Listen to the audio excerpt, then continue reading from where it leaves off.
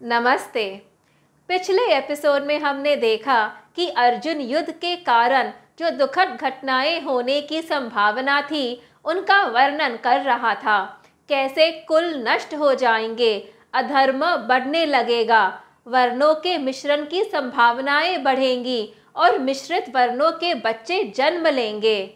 इन बच्चों की वजह से अर्जुन के अनुसार क्या समस्याएं होंगी, यह जानने के लिए आइए अब श्लोक 42, 43 और 44 पढ़े।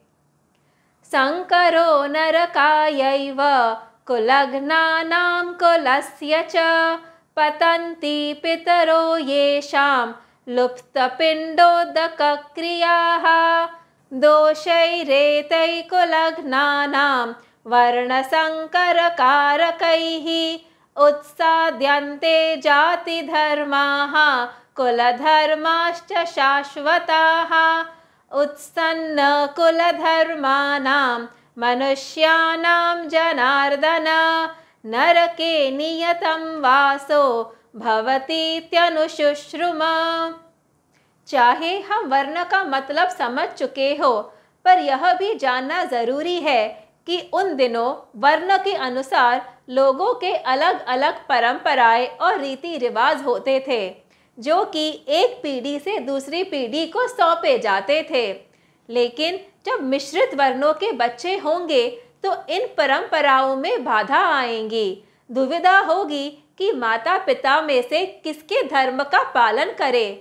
यदि कुल के परंपराएं लुप्त हो गई तो फिर पिंडदान, श्राद्ध और तर्पण जैसे कर्म जो पूर्वजों के शांति के लिए किए जाते हैं, वो सब भी लोग करना छोड़ देंगे। यदि इन कर्मों और परंपराओं को बच्चे त्याग देंगे तो वे पूरे परिवार के नाश का कारण बनेंगे और सभी अनंत समय तक नरक में पड़े रहेंगे। ऐसा सोचकर अर्जुन को लगा कि जो पूर्वज चले गए हैं और जो अगली पीढ़ी आने वाली है, दोनों को ही कष्ट सहना पड़ेगा। सरल शब्दों में कहे तो यदि कुल के संस्कार नष्ट हो गए तो संपूर्ण वंश हमेशा के लिए पीड़ित रहेगा। ऊपर ऊपर से अर्जुन के सोच विचार ठीक ठाक लगते हो, लेकिन जब ध्यान से देखेंगे तो वे बेमतलब ही है। इससे पहले भी कई युद्ध लड़े गए थे, पर फिर भी अर्जुन के समय धर्म का पालन होते आ रहा था। परंपराएं कायम थी, रीति रिवाज निभाए जाते थे और संस्कार भी ठीक से दिए जा रहे थे। और तो और महाभारत युद्ध के हजारों साल बाद आज भी ज्यादातर हिंदू पिंडदान, श्राद्ध, तर्पण आदि कर्मकांड करते हैं। इसीलिए ये कैसे मान लिया जाए कि सिर्फ एक युद्ध के कारण बच्चे सदियां पुरानी परंपराओं को आगे नहीं बढ़ाएंगे। अगर हम थोड़ी देर के लिए मान भी ले कि यह बच्चे पिंडदान, श्राद्ध, तर्पण इत्यादि नहीं करेंगे तो सब कुछ तबाह नहीं हो जाएगा। क्योंकि यदि ऐसा होता तो जिन लोगों को बच्चे होते ही नहीं, उनका तो पतन निश्चित होता, जबकि इनमें उनकी तो कोई गलती भी नहीं।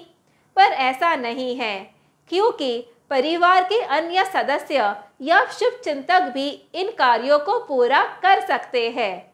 और तो और पितरों का भाग्य इन रीति रिवाजों के अलावा उनके स्वयं के कर्मों पर भी निर्भर करता है। इसीलिए इस बात को लेकर परेशान होना कि पूरा कुल हमेशा के लिए नरक में दुख भोगेगा, मानो व्यर्थ ही है। इसी के साथ हमने देखा कि अर्जुन जिन जिन समस्याओं को लेकर चिंतित हो रहा था, वे सब बेबुनियाद थे। इतना सब बोलने के बाद क्या अर्जुन ने अपनी सफाई में और कुछ कहा या आखिरकार उसने बोलना बंद किया? यह हम अगले एपिसोड में देखेंगे। धन्यवाद।